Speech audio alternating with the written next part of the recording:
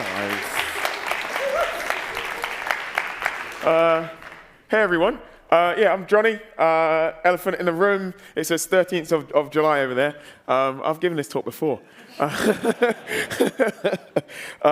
yeah, for those who weren't at Pi Data London, it's hopefully new for you.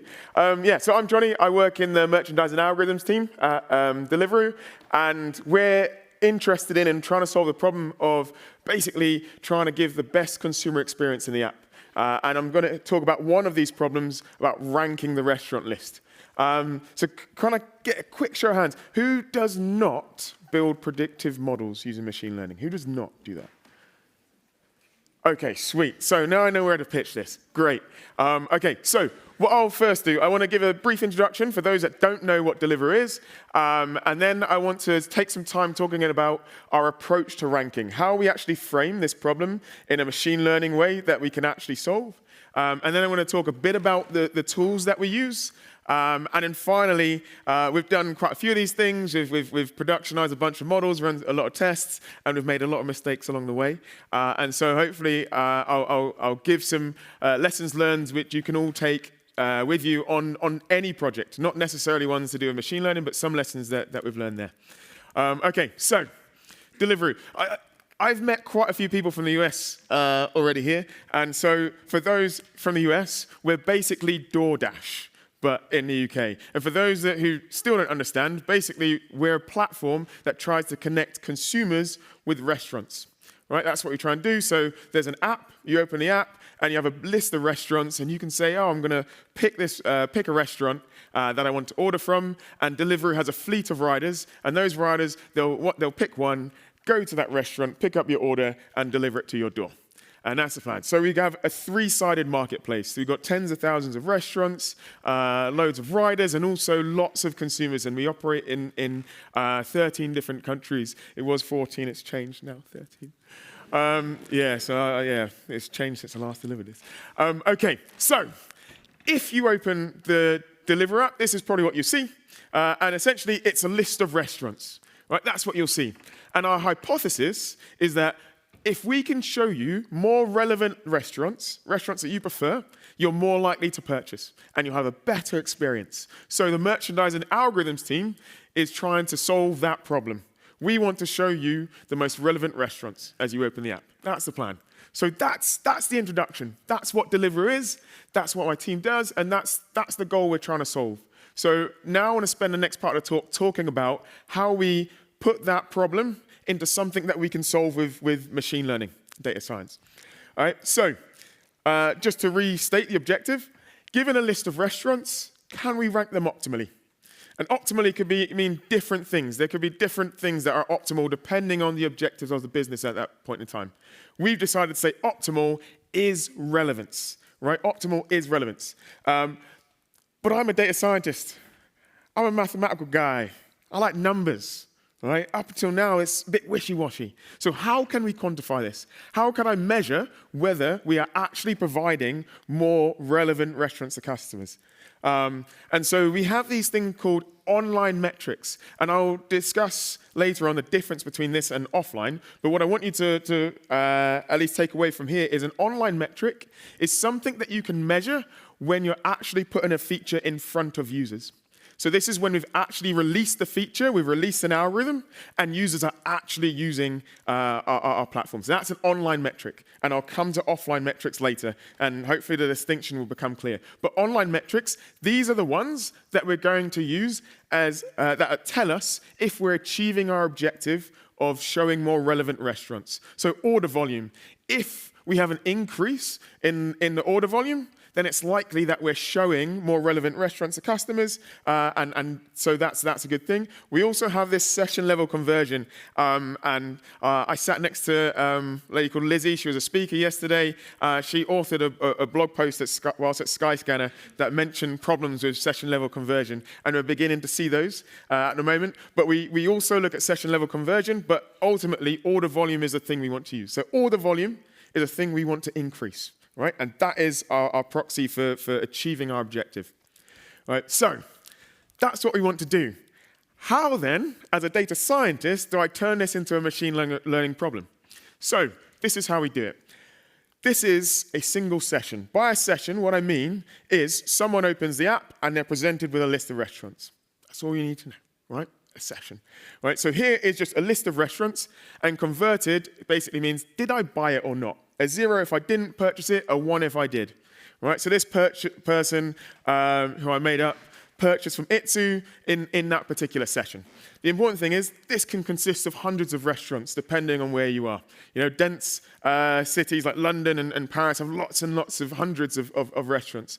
And so that's just one session. Then I can take another session, and this could be a completely different user in a completely different country, but I was lazy and copy-pasted the restaurant list, so it looks the same, right?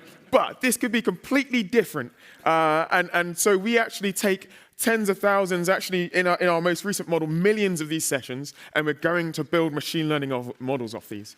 But in machine learning, in data science speak, this is called our target variable. This is the thing that we want to be able to predict. I want to be able to predict how likely you are to purchase from any given restaurant, right? Given a particular context, a time of day or whatever, right? So this is the target variable.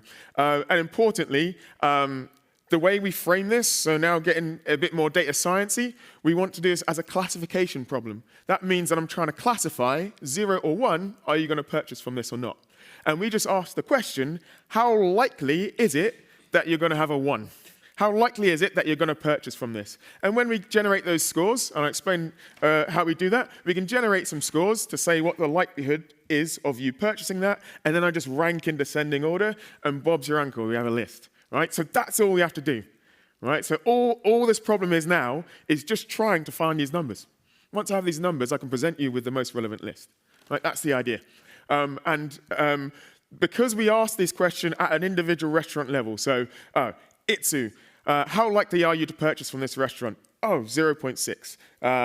Honest Burgers, how likely are you to purchase from this restaurant? That is called a point-wise approach because I'm actually asking the question at each point, at each restaurant, right? So I'm trying to give some data science technical speak here. So that's a point-wise approach. But the idea is that we can actually use traditional classification metrics for those data scientists in the room. We can actually use traditional training methods like logarithmic loss, but we won't go into that. But the idea is that we can frame this as a problem which we can actually solve in a traditional data science way. That's all I'm trying to say with that. So now that we have our target variable, now that we know what we're trying to predict, right, what factors, what features can we put in to help us predict that? Right? So it might be that the estimated time of arrival, for example, if one restaurant is going to deliver in 15 minutes versus the next restaurant that's going to deliver in an hour, that might be the difference between you purchasing from one restaurant or another. So that would be a feature that we put in the model because it's predictive. And so there are loads of different features that we can have. People like to see images, right? People like seeing food, right? It gets your appetite all up and running. So that is quite a predictive feature. You have to think about some of these because some, like popularity, how popular are these restaurants, they can introduce feedback loops. So if you have a restaurant that's very popular and you stick it at the top of the list, people are more likely to purchase. So that will have a much higher popularity and then you'll keep putting it at the top.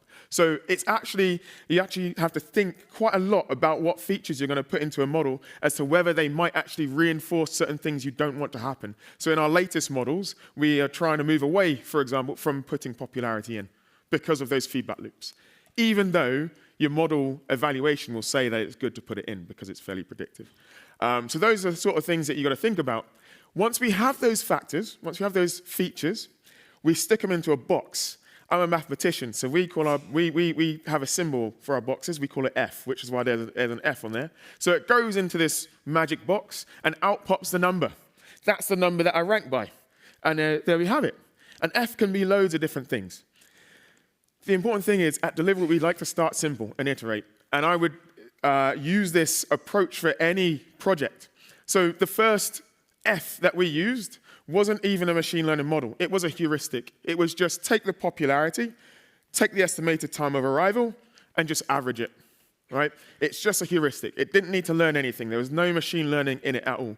The important thing about that is that we need to be able to serve these rankings. Right? We need to build an entire infrastructure to be able to actually give customers a ranking. And so I don't want to be bogged down with mistakes due to a complex model. I want to make sure that we have the infrastructure to do it first. So start off with a simple heuristic. Start off with something really easy, because this just has to be good enough. It doesn't have to be perfect. So make it good enough, get your infrastructure sorted, and then you can start iterating on more complex models. So then we start moving to something called logistic regression. And then deep learning, you might hear about all the time. It's the huge rage now in machine learning, these deep learning models. So now we started using to some of those. But start simple. Okay, so we've got to the point where we know what factors we're going to stick into our model. We know what predictive things. We then generate the scores, and we rank them in descending order. I have a list. I have a ranked list. Now I need to know, is it any good? Right? So this is what this slide is about. Is it any good? Can I evaluate this? So I could put it into production, put it in front of customers, and see what happens to the order volume. But maybe my ranking's really bad. And actually, that is a really bad experience for the customer. So how can I evaluate the model before I put it in front of users? That's what an offline metric is. And so these are the metrics that are more familiar to data scientists, because we use them a lot to evaluate whether our models are actually any good before we put them into production. And so I've written 4 of these things up there. Basically, they're a variation on the same thing. So I'm going to explain one of these, which is the one that we actually decided to use, mean reciprocal rank. But all of them are very similar, and it just depends on what sort of context that you're doing a ranking that you might use a different one, for example. So let's talk about the mean reciprocal rank. What actually is it? So let's say I have 5 sessions, right? So there's one on the far left, and that has 5 restaurant cards. And the user converts or purchases from the restaurant in the 4th position down. Well, the reciprocal rank of the 4th position is 1/4, right? In the next session, they convert from the 3rd card. Reciprocal rank of that is 1/3. And we can do that for all of the sessions.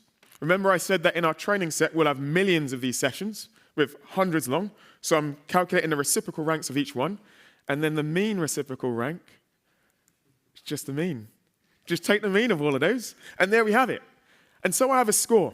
And so the idea of this particular metric is saying, if I can write an algorithm that will re-rank the list such that the restaurant that the user ordered from was as high as possible, I'll get the best score, right? So the maximum score I can get is 1, right? So the higher this number, the more likely it is that I'm actually placing that restaurant up, and so it's kind of like a proxy that we're trying to place the most relevant restaurants as high as possible. So that's a proxy, right? This is the metric we used, and I'll come back later as to why it's not all it's cracked up to be. But for now, take it as a given. Mean reciprocal rank, higher is better. So that's explaining how it all works. This is the actual workflow. So how do we actually do this? Well, we have a data lake, all right, a data warehouse that we write some SQL, and we have to generate all of those features I was talking about. We generate all of the sessions, the target variable, the 0 and 1s. We have to write a whole bunch of SQL to then get all that data out.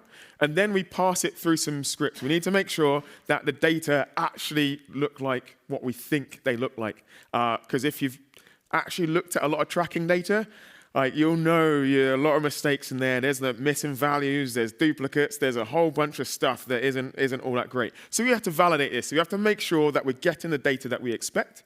And then we train multiple models. So it might be that I take 2 features. So I mentioned that one of our earlier ones was popularity and estimated time of arrival. But then I might want to train a model that has another feature of does it have an image or not? So that's a separate model, and I can train loads and loads of these, N of these. And each one generates a different ranking of that list, right? So now, because each one is a different ranking, each one has a different mean reciprocal rank score. And then we just choose the one with the highest number. Simple as that. And then, that's it. Now I have the best model, and that's going to be the one that we're going to put into production. That's going to be the one. So to do that, we have to run it through our continuous integration tool, which is called Circle CI. It basically runs a bunch of tests to make sure that our code is doing what we think it should be doing. And then we have an in-house built machine learning pipeline, which we call Canoe, and it's basically just run a bunch of scripts one after the other, extract the data, go validate it, go train it, and then if it's all green and with ticks, it isn't always like that. If it's green and with ticks, then we're all good. We have a model. Let's do this. And now we can go and A/B test this. We can actually check. So what we'll do is we do something, we randomize, or we basically give 50% of users the old algorithm and 50% of users the new algorithm. And then we'll just see what happens. Right? Measure the order volume. If it goes up, release. If not, well, I'll try again. So we'll keep doing that. Even if our A/B test says that we should release a ranking algorithm, right? We typically try to spend about 2 to 3 weeks trying to select which models are best. But we know we haven't chosen the best one because there's going to be more stuff that we can do. And so this is an iterative process. We've done this several times, and it's still ongoing. It's still ongoing. We're still improving and changing the algorithm. So we've got experiments running now. 50% of you are probably getting different algorithms to the other 50%. Who's who? Don't know. So what are we currently doing? As I said, we're trying to look at more features. What features are actually more predictive? Can I find more things? Can I get more signal to understand what things I should recommend you? And also trying to get into the deep learning space. Like, I want to be one of the cool kids on the block and use these neural networks. And so that's what we're looking into at the moment. So that is how we frame the ranking problem. That's how we go about doing it. So what tools do we use to actually do this? How have we managed to, me as a data scientist, work with engineers to get this actually served to our users? So we have the challenge with building these ranking models is that some of the features we need to be able to get and serve in real time. So the estimated time of arrival is going to be very dependent on the time of day, how many orders that restaurant already has, what our supply is, right? Do we have enough riders? Is there a lot of demand at the time? So we won't know this in advance. Whereas things like if we use popularity, which is like the past order volume of a restaurant, I know that I can write a SQL query, I can batch compute that and just store it somewhere and just take it out of a database when we need. So we need to be able to handle both real-time and batch features. So we're thinking about how do we productionize these? How do I get data scientists like me to speak to engineers in such a way that we can serve these things? So the way that we've been doing this for years at Deliveroo, whenever we have any model, not just a ranking model, any machine learning model, is data scientists like myself, we generally write in a prototyping language. I use Python, which is why I put Python up there. Some use R, Julia, whatever you want. It's quite different from what engineers use to write their production code, the code that actually serves the app. Our engineers in our team use Go. That's what, yeah, for those that don't know, that little gopher thing, weird-looking animal thing, that is the mascot for Go, the programming language. That's what that is, sorry. I realize now that it doesn't make sense if you don't know. Yeah, it's just a weird animal there. So what we end up doing for years at Deliveroo is we would prototype and write and do all the model selection, picking all of the models in one language, and then we'd say, okay, now we've picked the best one with the best score, we're going to sit down with an engineer and we're going to rewrite this again in this new production language, right? We're going to redo it. Now you can imagine, 1, it takes a long time. 2, there's a lot of mistakes. But 3, it limits the complexity of the algorithms that we can use. Because I'm not implementing a neural network from scratch in a language I don't know. Right? So we typically just use linear models, right? And that's been the case for years. We said we don't want to do that anymore, right? So what other solutions are there? So the other one, we like to use weird, like, animals and things to, it's only now that I'm really, so this thing here is the logo for something called Docker, for those that don't. Yeah, this is weird, sorry. So the thing that we were going to do is we were going to basically write in our prototyping language in R or Python or whatever, and then this Docker thing, this whale, we then put it in this thing called a container, and this would then spin up, and then we'd write a little interface, a little API that can then speak to the production language and pass the recommendations, pass the rankings. Right? And so that we were going to do that, but then the engineers, so this is, I'm not an engineer, I don't really understand all the back-endy things and all that, that's beyond me. They're worried about basically what happens if you've got loads and loads at peak times. Can we scale each of the services in the right way and handle all of the requests, or are they going to get slowed down, and is it going to be a bad user experience? I don't know anything about this stuff. I just let them have a chat. So we decided not to go for that. With that method. The method we decided to go through is to say, let's write in our prototype language, so R or Python, but let's save it into a format which can be read by other languages. So we're going to save the model as opposed to spin up our own container, save it, and then have that particular thing we save as language agnostic.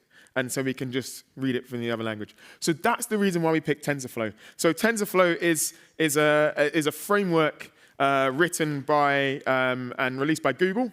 And it allows you to do basically a numerical computation at scale. But the main reason why we wanted to use it is because it saves to a format called a protobuf, Google protobuf format, which can actually be read by multiple languages, different languages. So that's the main reason. But it has quite a big community, it's got good examples, and it's also got this thing called an estimator API, which makes it like fairly easy to build models, but it's still TensorFlow. I'm still not really used to I still not big fan, but we use it. We use it. Don't let anyone from Google hear me say that. They're probably looking at me anyway. No one likes code. So basically, the main thing, no one likes code. The main thing I'm demonstrating with this slide here, I also don't write in Go. This is my attempt at stealing the Go code that was online and trying to put it in a way that tried to make sense to people who wrote Go. But the idea here is that when we save something, so there's like model name, get model, right? And then we just take that model, run the session, but we just pass the features in, and then we say, this is the probability that I want to get out. The important thing, for those that don't really care, don't worry about it. For those engineers that understand, that are looking at this is as simple as it is to actually get from the saved model that we have to actually generate the predictions in the production language. And this is actually what the engineers write to be able to get the predictions that we want. So that's what this slide's like. But yeah, let's no more code. So we've also been looking at Amazon SageMaker. I was demoing this yesterday for building and making models easier to train and build, but you can also deploy endpoints with this. So, I said that we didn't choose a second option of getting our own container and getting an endpoint, an API to speak to. Yeah, now we're looking into this using SageMaker. So yeah, we might be backtracking a little bit, but it's all right. It's all right. So yeah, it's actually a really good tool for doing training, even if you don't want to use it to deploy models. So if you are limited or hindered in training models at scale and doing model selection, I definitely would suggest looking at something like this. So we've run a whole bunch of models, we've trained a whole bunch, we've run a whole bunch of experiments, and we've learned a lot along the way because we made a whole bunch of mistakes. So I'm going to cover a few things that we've learned, and hopefully you guys can take with you in some projects. Yeah, and don't make the same mistakes that we did. So the first thing is, as a data scientist, when we're writing models and I'm training them online and stuff, like we have to write SQL code to extract data, and then I run model training, I then get a model, and as I said, we go through the process, choose which one, get it into production, and then we get something served, right? Check that the model that you actually put into production is generating the same ranks as the one that you tested on before production. So we weren't doing this to start off with, but we were getting really weird ranks. We were getting really weird stuff, and we couldn't understand why. And then we decided to just do a plot like this. So this is literally what is the rank in production? So is the restaurant in position 1, 2, 3, 4, 5? And what's the offline rank when I do it with my SQL? Is it in position 1, 2, 3, 4, or 5? And just check that 1 matches 1 and 2 matches 2. And if it does, then it looks like a straight line on this. I've shown you a perfect one because, yeah, I do it no, I don't. I just made this up. But if the dots are not in a straight line on this graph, which they rarely are, especially to start off with, that means what you are serving to customers is not what you were expecting. And you should check this, right? You should check this. And the main thing that we then go to do afterwards is we say, let's take each of our features. So one might be the estimated time of arrival, one might be the customer segment. And then try to work out, does it match what we did at serve time? So one example is, for customers that don't always come back to the delivery, you get those customers who come all the time, they're always on there every day, blah, blah, blah. And you get some who are like very occasional and come back once every few months or whatever. So for those occasional customers, sometimes they go back so far, they haven't ordered in so long, that in the production system, we forget them. But in our SQL database, we haven't. So we were classifying them offline as just occasional customers.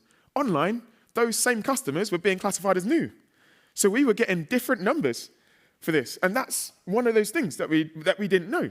Because as a data scientist, I'm not intricately, I don't have intricate knowledge of the production system and how it works. So these are the types of things that we need to check to make sure that we're producing the same things offline as we are online. So now we always do this sort of analysis before we release something. This is something I bang on about all the time, and I'll just give you an example. So just log and monitor everything. So there was a time. So if you're building machine learning models and you have them in production, we train them every day, right? We retrain it every day, and so you have a different version of that model every day. It's retrained on new data, right? I'm not looking at that every single day. I'm not looking at it. So if it passes, great. If it fails, then I'll get a notification and I'll look into it. But at that point, the only thing you have, that black screen there, that's all you have. These logs, whatever you output. So if in your code you don't write down what's coming out and at what stage you're at, you are lost. And so you have to go through your scripts, rewrite everything. There was a time where actually we changed our tracking. We changed the way we track things. You know what the only change was? That lowercase became uppercase. But my SQL was case sensitive. It was case sensitive. So we got nulls. But we wasn't logging this. I didn't log this. I didn't have a beautiful dashboard. I didn't know this was happening because I didn't get a notification saying anything was wrong. But there was. And so after day, getting nulls. So I didn't know anything. But the model was training on less and less data. It was overfitting. It was then, what I mean by overfitting is basically the model works, it produces rubbish, right? So it's producing rubbish. This is in production. Right? People are getting this, right? And then the only time I knew was when it got to a point there was zero data. And that's when my model, failed. I didn't know it was a SQL at that point because the script that told me it failed was a point at which I'd pass it to the model. So I had to go through all my scripts. I was like, oh, this is not bad. I wrote good code here. And then you get to the validation, and like, this looks fine. And you get to the SQL, and you're like, the SQL looks fine. I've run it, oh, nothing. Right? And that, if I had actually logged all of that information and said, actually, what data is coming out at the end of, how many rows of data am I getting? Am I getting yesterday's data? If not, fail, alert me. Then that would have been hugely saved a lot of time, a lot of hurt, a lot of tears. So, log everything. And finally, one of the things is the global metric. I told you about mean reciprocal rank. Global metrics can hide a lot of things, right? They can tell you on aggregate, are you doing well? If you choose the right one. But actually, what we were finding was our global metric, even though our mean reciprocal rank, even though that was going up, when we released experiments, it wasn't actually, our order volume wasn't going up. It was a bad proxy. So do not just rely on your global metrics. We actually produce scatter plots. I'm going to rush through because I'm starting to it's gone amber now. It's gone amber. Yeah, basically we test our different models to work out whether the scatters are the same. If they're very different, we know we'll get very different rankings in in production. And so I know that the consumer is likely to see something very different and we're likely to see big changes. And we've also written a tool where we can go in and check our rankings ourselves. So I can actually see what restaurants I would see before we release this to customers. So that's what we go ahead and do. And then finally, because it will stop, Google Rules of Machine Learning. It's fantastic. It is really, really good. Go back, read this, reread it. It's brilliant. So yeah, that's the lessons learned summary. So wrapping up, it's gone red now, so I'm coming off. Yeah, we make ranking algorithms. They work. We made mistakes, and we've learned from them. We have pricing teams and logistics. So I've just spoken about algorithms in ranking, but we have different algorithms teams, and we're doing an experimentation platform as well. Fantastic. So I don't have a stand. Remember, I did this talk before. Don't have a stand. Come see me anyway, or anyone wearing Deliveroo shirts. We're hiring. Come and join us. And finally, thank you for listening.